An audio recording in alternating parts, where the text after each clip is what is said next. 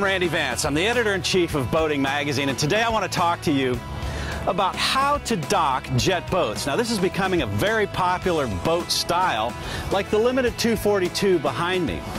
It's a complete package. It comes with engines made by Yamaha, a hull made by Yamaha, so there's no excuses at warranty time, and it even comes with a custom trailer. Now, jet boats have some unique operating characteristics, and I'm going to show you how to take advantage of them to dock like a pro. So follow me.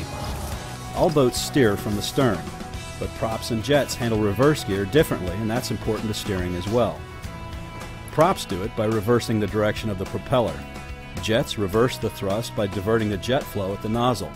It's done by raising and lowering a bucket over the nozzle.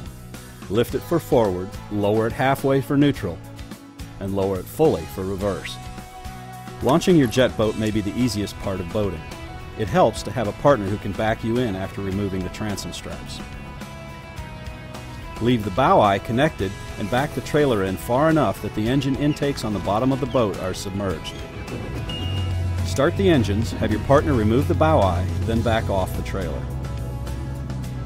Yamaha jet boats feature a no-wake setting that lets you set the throttle at the perfect no-wake setting for current and wind conditions. Touch the button to turn it on, then tap it to raise or lower the speed just a bit at each tap. When you throttle up, no-wake is automatically overridden.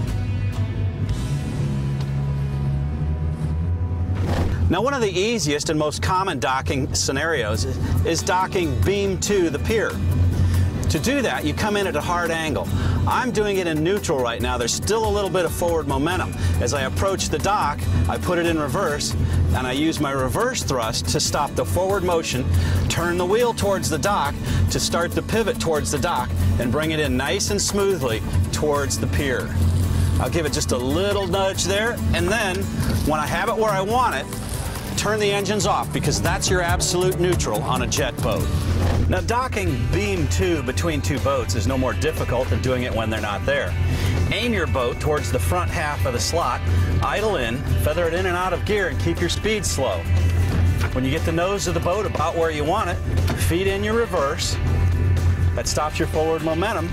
Cut the wheel to port, and starts your pivot to bring you right alongside the dock. Cut the engines off, and you're home. Now, here's a pretty common docking scenario. It's bow in, and it's easy on this boat because you've got the bow boarding platform.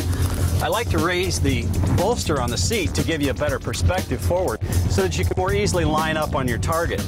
Again, you come in slow, feather the throttle, you work the wheel to position yourself in the slip, and then when you get to the front of the slip, you use reverse to stop your forward motion, and then turn the keys off and go secure your lines.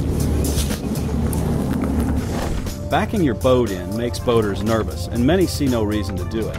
But I like to do it to put the transom platform nearest the pier. That gives easy egress to the cockpit and allows better socializing boat to dock. With a jet, it's all a matter of timing and distance and a little bit of practice. Ideally, fenders help this process alone. To begin, drive perpendicular to your slip about 2/3 of a boat length from the opening. Start your pivot with a hard turn, in this case to starboard, to swing the stern to the opening. Once the turn has begun, go to neutral. You might need to swing the helm around and give a nudge to forward to finish the pivot. If you pivoted too hard, you'll need just a touch of reverse to stop the swing. Once you're lined up, straighten the helm and shift to reverse as needed to pull the boat in place. A quick nudge to forward stops the motion when you're in place. Then switch off the engines and secure your boat to the moorings. The extra maneuverability is handy when idling through marinas. You can easily turn in tight quarters. Rather than throttling up and down to manage the no-wake speed, touch the no-wake mode button and simply steer from the helm. Make subtle speed changes by tapping the button. A 180 in a jet is easy, and you can do it within the length of the boat. I steered hard to port in this turn, then spun the helm back to starboard and used reverse to complete the pivot.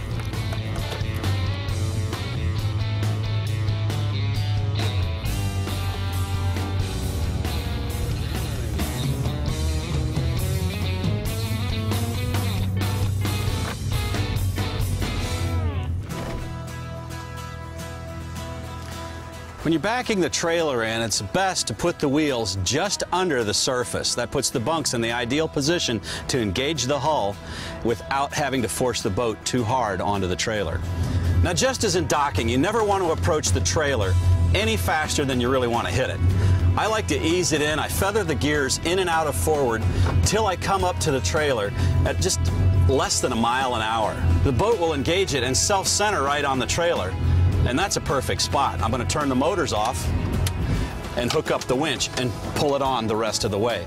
You never want to power on. It's illegal in a lot of places, and it tends to erode the bottom of the lake behind you. Well, I've been out on the water all day, enjoying the river and practicing some of my docking maneuvers. You know, once you understand the handling characteristics of a jet, you can really turn them to your advantage and make you look pretty darn good when you're working in close quarters. I'm Randy Vance. I'm the editor-in-chief of Boating. Enjoy your day on the water.